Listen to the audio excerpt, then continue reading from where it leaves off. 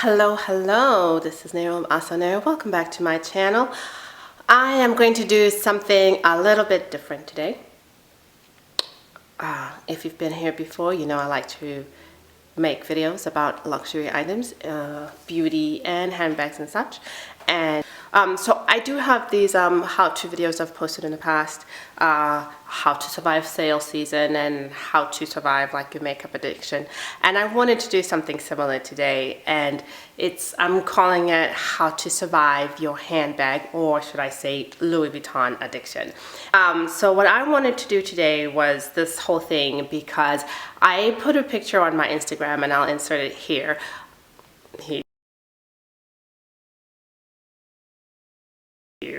And I had boxes, like Louis Vuitton boxes, and I was making a joke about how, you know, this addiction is a problem. And kind of, you know, and some of the comments that went, and a lot of them were cheering me on, and some of them were more like, you know, really? Because it could be a problem. So I just wanted to just kind of make a fun video poking fun at myself and the rest of us in the Louis Vuitton addiction community. You know who you are. There's a Facebook page called LV Addicts. Okay, so you know who you are. But I wanted to do like a tongue-in-cheek, but hopefully also helpful post about how to, and I don't want to say survive, how to manage the addiction. So first is I want to define what the word addiction means, and I will actually look it for the DSM.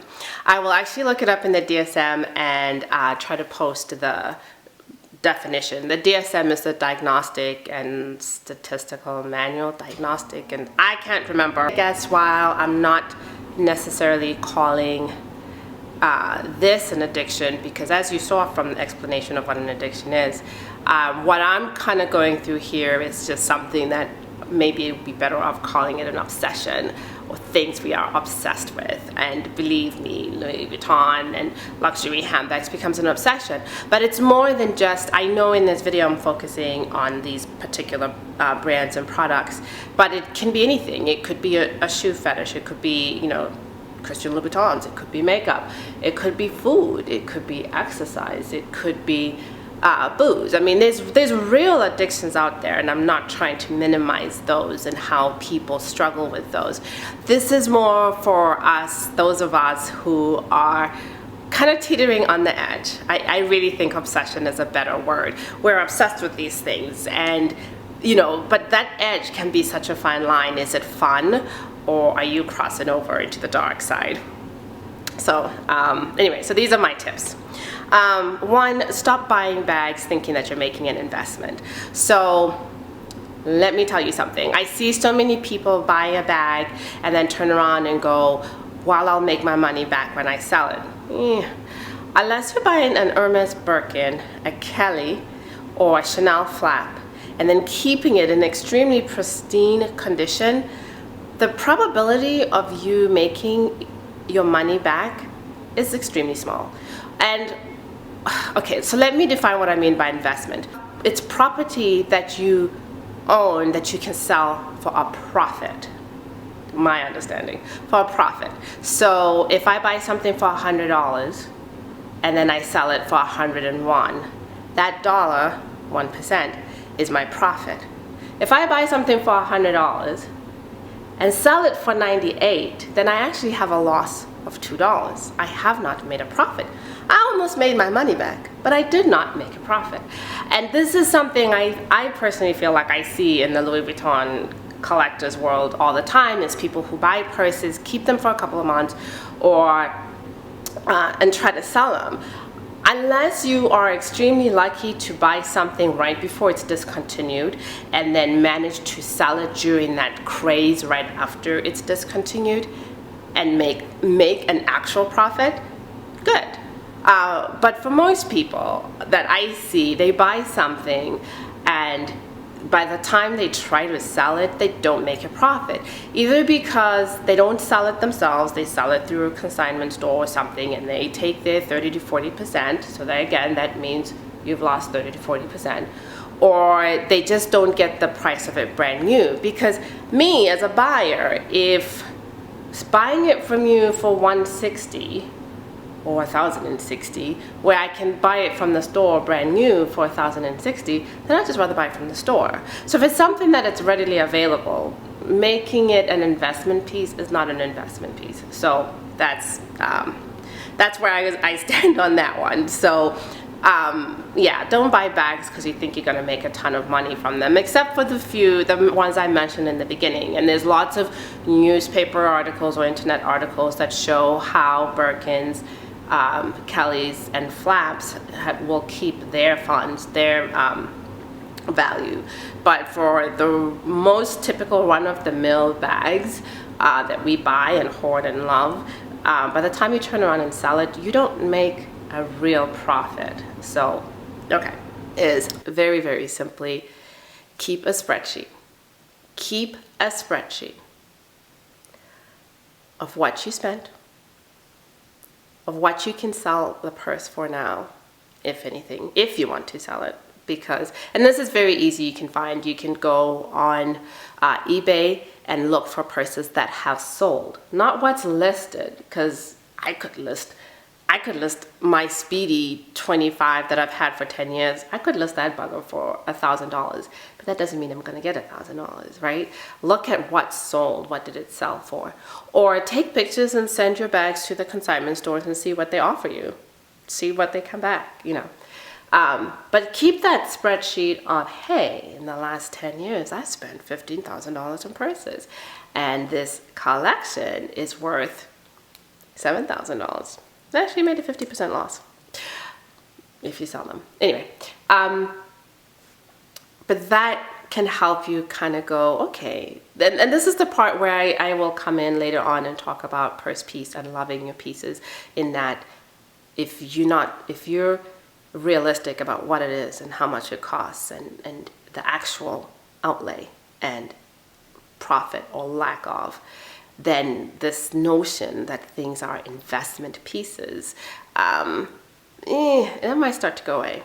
So kind of like in terms of that and buying things for investment, if you're using the word investment to mean something that you'll love and you'll cherish and you'll keep forever and you'll pass on to your children, and your children 50 years from now will look at that bag and go, Nana, Pauline gave me this bag. If you're looking at it from that emotional investment, then that's it. And for me, that's what I think, for me personally, and again, total judgment call, this is my opinion, just buying the actual purse because you fell in love with it. You know, you went to the store and you looked at it and you've been obsessing over it and you've been wanting it and you've been following it, and you get it and you open the box and you smell it and you, heaven.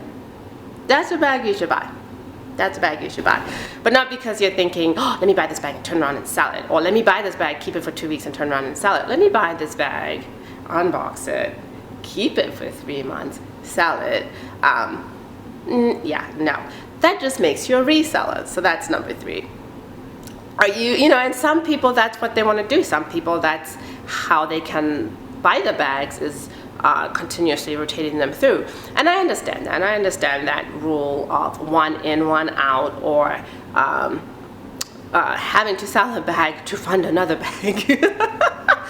We've all done that, right? If there's honestly pieces in your collection that you are not using, then of course, go ahead and get rid of them and use that money for something else.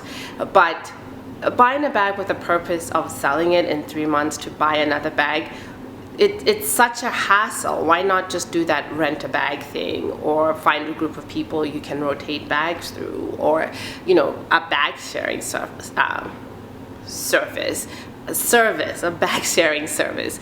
This trend that we see now, especially like on YouTube and Instagram, the constant buying, unboxing, selling, is really just a reseller's ploy. You're just buying bags to resell them. And if that's what you are and that's what you're doing, then do it.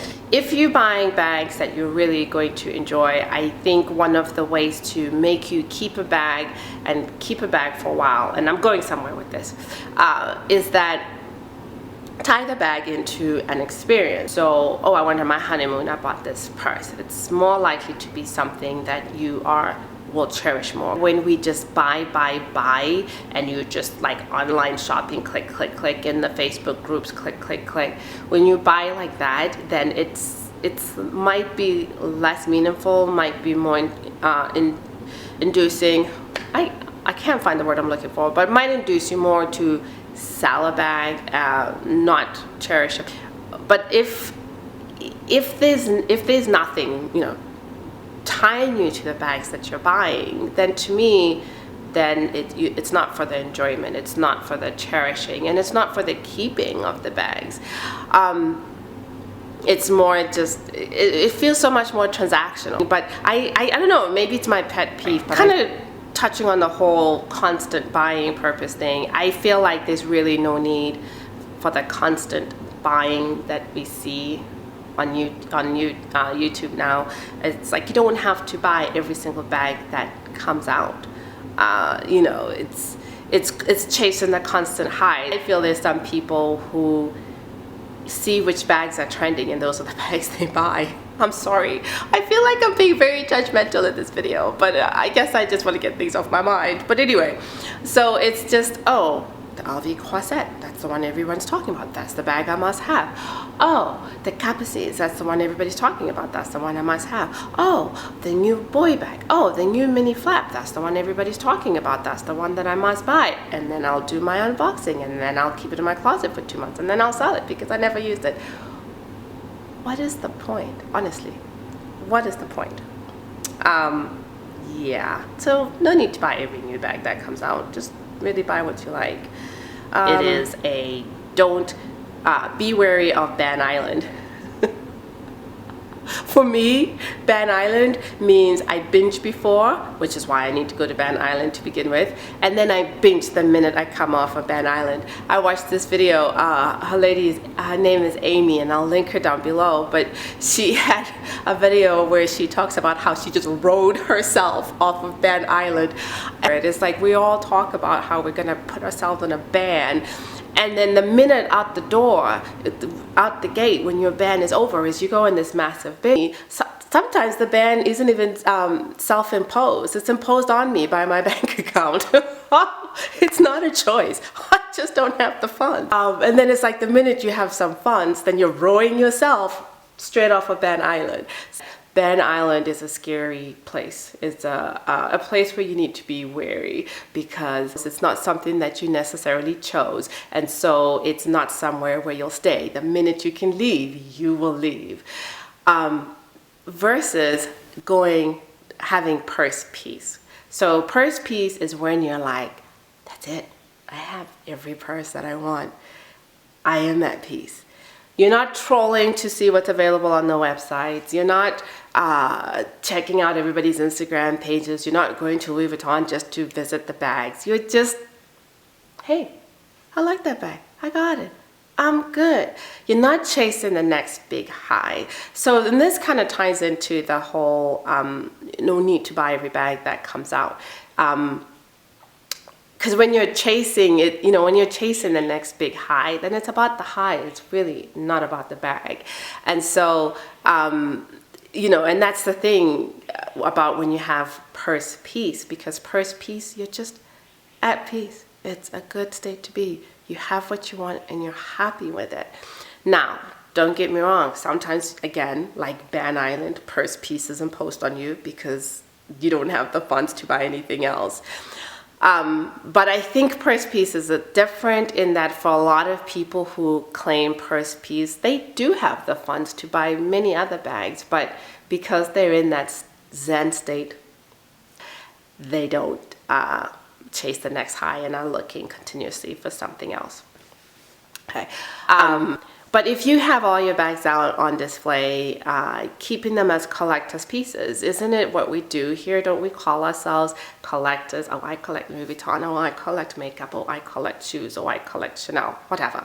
We call ourselves collectors, and you know. And so if you keep your items as collector's pieces, if your purses are all in their bookcase looking beautiful, or their glass case looking beautiful, it kind of leads to that atmosphere of purse peace where you can enjoy them and look at them like art pieces. At the same time, mine are all just stashed deep in my closet because I never want my husband to add up the numbers. But that's another story. But if you keep your pieces as collector's pieces, like you look at stamp collectors, right? And they will have massive amounts of stamps, and they're all in the little fancy books, fancy stamp albums, and they're labeled and this and this and that, and they're in the special paper so that they stay pristine. If you do that with your bags and your collection, I feel like it might not stop you from chasing the next high, the next bag, but it helps bring you to purse piece. If you can look at that bag like, that Chanel bag, I looked for that for about a year and I finally got it. If you can do that and it's there, and every time you look at it, or you can remember that experience of, I got that bag on my honeymoon, it just kind of helps to make you go, this is great. I'm at a good place. Purse piece, gratitude. I'm at a good place. I don't need to troll the next bag. Now I have 2 more. So have a separate bag fund. Separate from your savings account, separate from your emergency account, separate from everything. Literally label it handbags, and put a money that you're saving, that you're putting towards buying handbags in there. I'm not opposed to using a credit card to buy a handbag, because I'm all about the credit card point. And I'm all about paying off that credit card with money that you have in said handbag account. So not, I'm going to buy a $3,000 purse because I have $3,000 on a credit card. No, I have $3,000 in the savings account that's very specific to just purses that I will then use to pay off the credit card and get my 3,000 credit card points. That's what I meant to make. But if you have an account that's separate, it's just, that's all that it's there for. So you're not taking away from your family, you're not taking away from your kids, you're not taking away from your groceries, your dog, your house, whatever. The money is just there for purses. It really puts it in a different perspective. It really puts it in that whole perspective of, one, could this money be used for something else if spending on these purses is an issue for you? Or it also leads to purse piece, because next time that you want to get a purse on impulse, or that purse you've been searching for is available, then it's not an issue. You know the money is there, and you know the money is specifically there for that purse. So spend away, girl, spend it, right? So, but that's one thing that I find the most useful, is having this money for these luxury items just readily available. Okay, so having that separate savings account that's just specific towards luxury purchases, it also helps if you have a spreadsheet, or as most people like to say, a wish list. So if you have the bags that you know that you want, and you have the value, the cost of the bags that you know that you want, then it's easy to, well, I have X in the handbag account, and these are the purses that I want. Oh, do I just buy the little dinky one that's only $200 because that's all I've put away in there so far? Or can I buy the $10,000 Birkin because I've got 10,000 plus or whatever in the handbag account? You see what I'm saying? So thank you guys so much for watching. This is a slightly different video. I guess I get less views on these type of videos. I mean, not that I have a lot of views to begin with.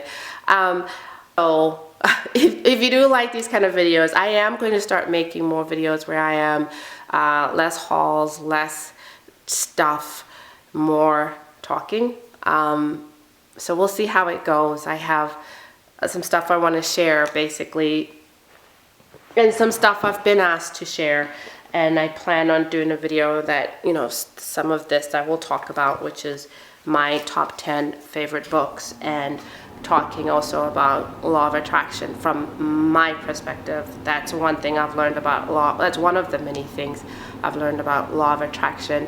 It's the practice, the definition, the experience is so different for everybody, and it's something I haven't been inclined to speak on because of that, because how you practice it, how you understand it, what you understand of it, there's so much more.